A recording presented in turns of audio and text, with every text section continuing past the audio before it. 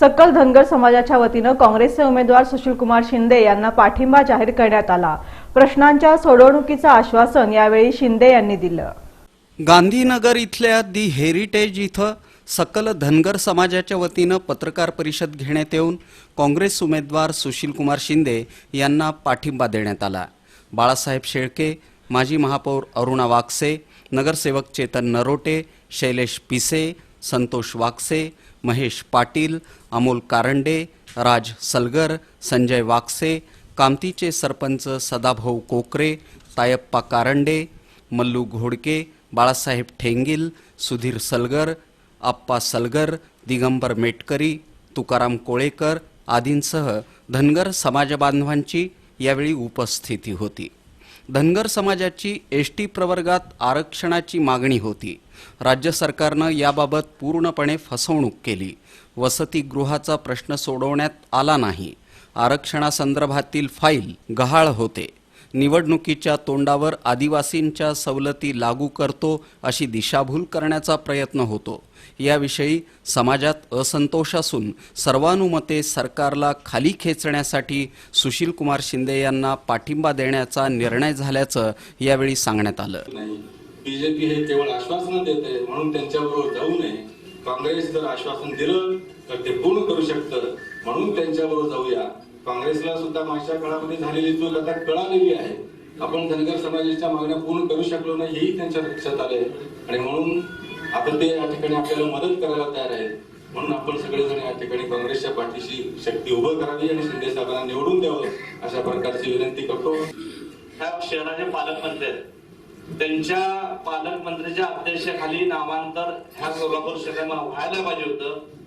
केवळ लिंगायत समाजाला घाबरून नामांतरा दिवशी पालकमंत्री कुठे गेले होते त्यांच्या अध्यक्षतेखाली हा सोहळा झाला नाही।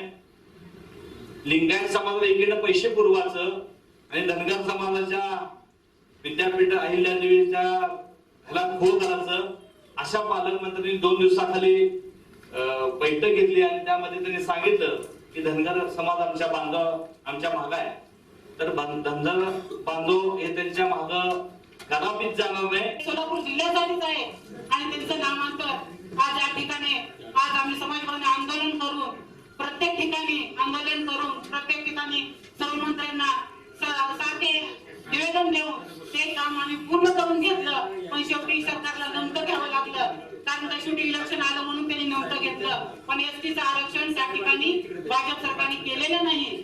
म्हणून ज्या एसटीचा प्रश्न आपण बघतो आहे आज 50-60 वर्ष झाला गोळ पडलेला आहे। प्रत्येक पक्ष हा धनगर समाजाला आश्वासन देतो। गेल्या वेळेस खूप सगळ्यांनाही वाटत होतं की आता जर सरकार बदललं तर आपल्या धनगराचं हा प्रश्न एसटीचा होऊन जाईल म्हणून सगळ्यांना एक आशा होती, पण ती आशाची निराशा झाली। दरम्यान सुशीलकुमार शिंदे यांचं हेरिटेज इथं आगमन होताच सकल धनगर समाजाच्या वतीनं त्यांचा सत्कार करण्यात आला।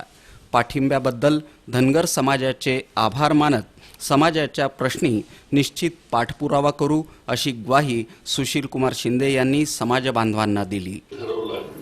आणि काँग्रेसला पाठिंबा दिला। मी याचा सोनिया गांधींना आणि राहुल गांधींना स्पेसिफिक उल्लेख करणे या सगळ्या ठिकाणी आणि ज्या तऱ्हेनं तुम्ही हे प्रेम केलेलं आहे आजच नाही तर सातत्यानं प्रेम करत आहात याबद्दलही मी सांगेन। आणि मी तुम्हाला खात्री बाळगतो की जे प्रश्न असतील आपले ते मी पार्लमेंटमध्ये तर मांडेनच, पण पार्लमेंटच्या बाहेर जे सारखा एक कार्यकर्ता सतत धडपडत असतो। कधी कधी अनेक वेळेस टीका होते, काय होते, शेवटी कर्तृत्व असंच घडत असतं। अनेक लोक आजूबाजूला बसणारे सुद्धा न घाबरता ज्या तऱ्हेने मी सोबर असलो, सौम्य असलो तरी मी करायचं तेच करतो नेहमी आणि आपण गरीब माणसाला कधीतरी आपल्याला शक्ती मिळते, त्या शक्तीचा उपयोग केला पाहिजे ह्या मताचं मी आहे। आपण सगळे हे काम करूया। मी तुम्हाला पूर्ण आश्वासन देतो मी तुमच्या बरोबर आहे। धनगर समाज बांधवांसमवेत ढोल वाजवून सुशीलकुमार शिंदे यांनी यावेळी आनंद व्यक्त केला।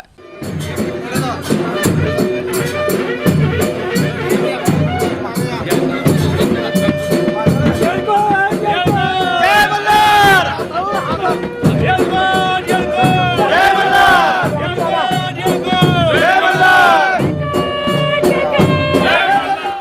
माजी महापौर अरुणा वाकसे यांनी काँग्रेसमध्ये पुनर्प्रवेश केला.